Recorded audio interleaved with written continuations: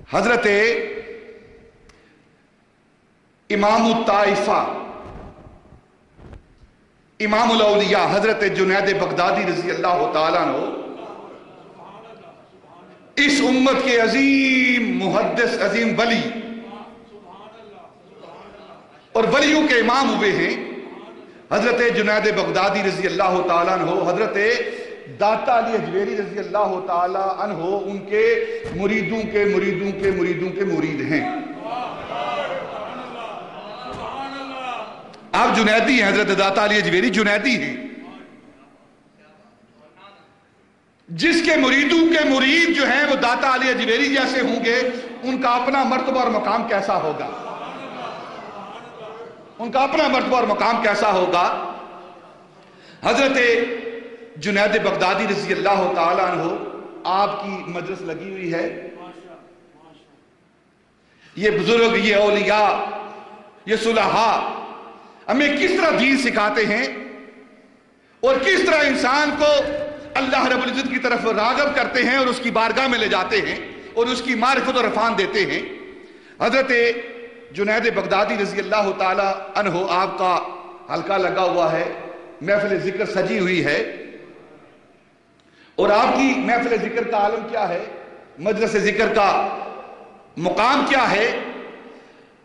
اپنے تو اپنے رہے، بیگانوں نے اس بات کو نقل کیا ہے کہ ایک دن حضرت جنید بغدادی رضی اللہ تعالیٰ عنہ اپنی مجلس ذکر میں بیٹھے ہوئے ہیں تو باہر دروازے پر ایک کتا آ کر بیٹھ گیا۔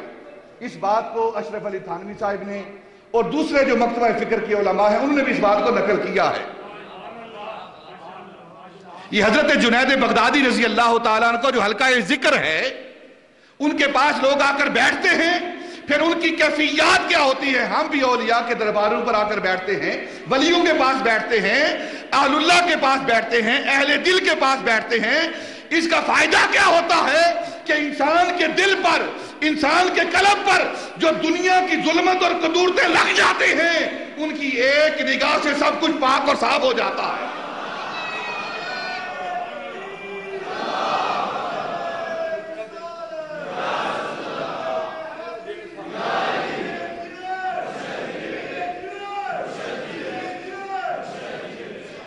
حضرت جنید بغدادی رضی اللہ تعالیٰ عنہ کی مجلس لگی ہوئی ہے تو آپ کی جہاں مجلس ختم ہوتی ہے وہاں دروازے پر ایک کتا بھی آ کر بیٹھ جاتا ہے۔ آپ اس وقت ایسی کیفیت میں ہیں کہ آپ پورے اپنے ان مریدین کو، متوسلین کو توجہ دے رہے ہیں۔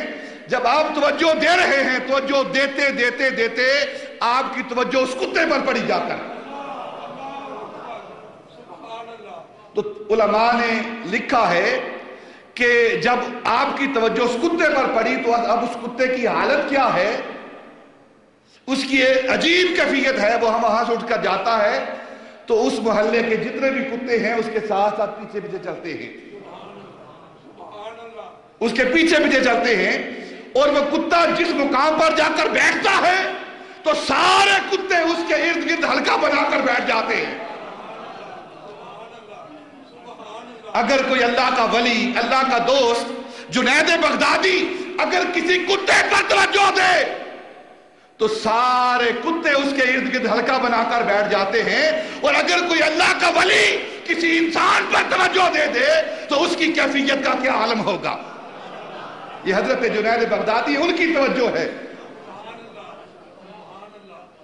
بزرگ جو ہوتے ہیں یہ توجہ سے کام کرتے ہیں۔ حضرت خواجہ معین الدین چشتی اجمیری نے کیا کیا ہے؟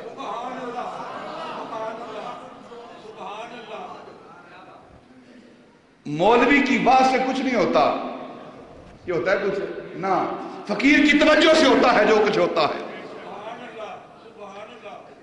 اور جب تک کوئی عالم، کتابیں پڑھنے والا، خشک علم حاصل کرنے والا جب تک کسی فقیر کی بارگاہ میں جا کر نہ بیٹھے اس کا علم نفع بخش ہوتا ہی نہیں ہے، اس کا علم نفع بخش نہیں ہوتا۔ علم رہتا ہے لیکن وہ علم اس کے لیے حجاب رہتا ہے، اس کے لیے پردہ بنا رہتا ہے، اس کے لیے برزخ رہتا ہے۔ حجاب تب اڑتے ہیں جب کسی صاحب ذکر کے پاس انسان جا کر بیٹھتا ہے، پھر اس کا علم اسے نفع دیتا ہے۔ حضرت امام ربانی رضی اللہ تعالیٰ عنہ ذات بابرکات ہے نا، آپ فرماتے ہیں کہ اللہ رب العزت نے مجھے وہ مرتبہ اور مقام عطا کیا ہے، توجہ کے حوالے سے وہ مقام عطا کیا ہے، مجد الوسانی یہ اعلان کرتا ہے، احمد سرہندی یہ اعلان کرتا ہے کہ اگر میں توجہ دوں تو سوکھی ہوئی ٹہنی جو ہے وہ بھی اللہ کا ذکر شروع کر دے. سوکھی ہوئی ٹہنی جو درخت سے جدا ہو چکی ہے نا، وہ بھی اللہ کا ذکر شروع کر دے، میں اسے بھی زندہ کر دوں. تو حضرت جنید بغدادی رضی اللہ تعالیٰ عنہ کی بات کر رہا ہوں. انسان جو بھول جاتا ہے نا، اللہ رب العزت کے جو پیارے بندے ہوتے ہیں وہ کس طرح ان کو جگاتے ہیں. آپ کی مجلس لگی ہوئی ہے تو ایک عورت وہ آپ کی بارگاہ میں آتی ہے اور آ کر عرض کرتی ہے میں آپ سے سوال کرنا چاہتی ہوں، پوچھنا چاہتی ہوں. حضرت جنید بغدادی رضی اللہ تعالیٰ عنہ سے عورت جا کر کہتی ہے میں آپ سے کچھ پوچھنا چاہتی ہوں، سوال کرنا چاہتی ہوں، اور علیحدگی میں سوال کرنا چاہتی ہوں.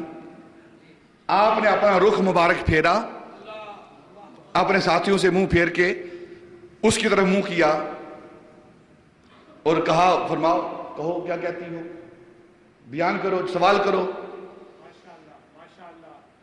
وہ کہنے لگی بات یہ ہے کہ میں شادی شدہ ہوں، میرا خامد ہے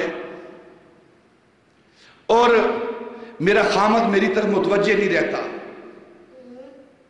وہ ایک مجھ پر سوکل لانا چاہتا ہے، دوسری شادی کرنا چاہتا ہے، وہ میری طرف نہیں دیکھتا، غیروں کی طرف دیکھتا ہے.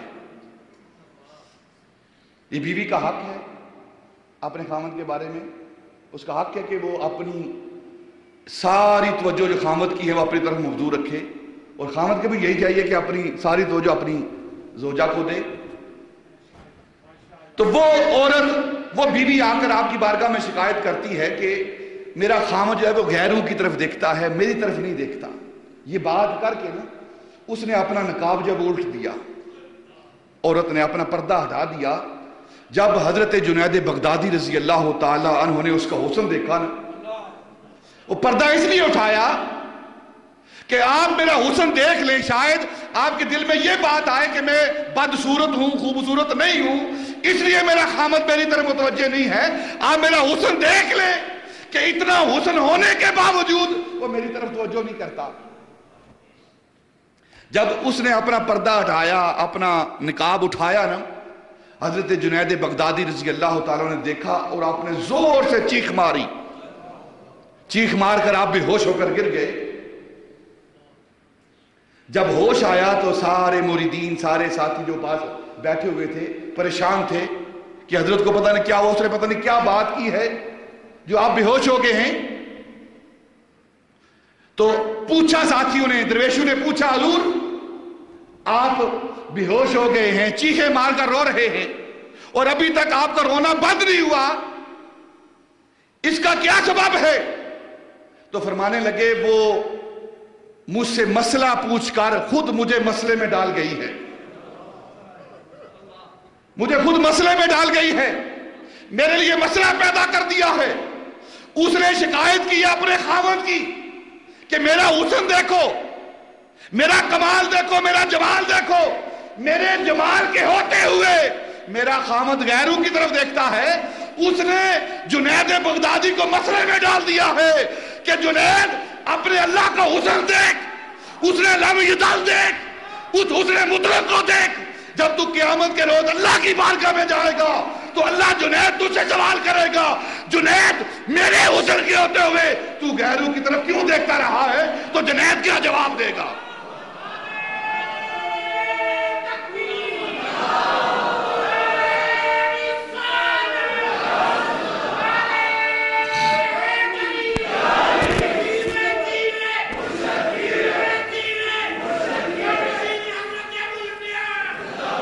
اس نے تو مجھے مسئلے میں ڈال دیا ہے، پریشانی میں ڈال دیا ہے. اب جنید روئے نہ تو اور کیا کرے؟ اب تو جنید کا رونا بنتا ہے کہ ہر وقت جنید تو دوسروں کی طرف دیکھتا رہا ہے. اگر خدا نے جنید سے پوچھ لیا تو جنید کیا جواب دے گا؟ اگر اللہ نے پوچھ لیا جنید میرے حسن کو دیکھ جل قیامت کے روز، وہ اپنا حسن دکھائے گا، اپنا جلوہ دکھائے گا۔ پچھلے جمعہ المبارک میں نے ایک حدیث پاک بیان کی تھی، نبی پاک صلی اللہ علیہ وسلم نے فرمایا میرے صحابہ کل قیامت کے روز اللہ رب العزت کو آپ اس طرح دیکھو گے جس طرح اس چاند کو دیکھ رہے ہو، اس چاند کو دیکھ رہے ہو۔ قیامت کے روز اللہ رب العزت اپنا جلوہ دکھائے گا، تو کل قیامت کے روز جب اللہ جلوہ دکھائے گا تو اس کا حسن، پھر جو ساری کائنات کے حسن کا خالق ہے اس کا اپنا حسن کیسا ہوگا جب وہ اپنا جلوہ دکھائے گا، اس نے لم یزل دکھائے گا، اس نے مطلق دکھائے گا۔ اگر اس وقت اس نے جنید سے پوچھ لیا جنید اس حسن کے ہوتے ہوئے تو غیروں کی طرف کیوں دیکھتا رہا ہے، تو پھر جنید کیا جواب دے گا؟ یہ بات کر کے وہ بات ہمیں سمجھا رہے ہیں، وہ تو پہلے ہی ذکر کر رہے ہیں، وہ تو پہلے ہی اللہ کی طرف مائل ہیں، وہ ہمیں سمجھا رہے ہیں کہ تم دنیا کے حسن کے اندر مستغرق ہو چکے ہو، دنیا کے مال و منال کے اندر غرق ہو چکے ہو۔ نہ یہ دنیا کا حسن استغراق کے قابل نہیں، اگر غرق ہونا ہے تو اللہ رب العزت کے حسن میں غرق ہو جاؤ۔ یہ اولیاء اللہ، یہ بزرگان دین پیغام دیتے ہیں ہمیں سننے والوں کو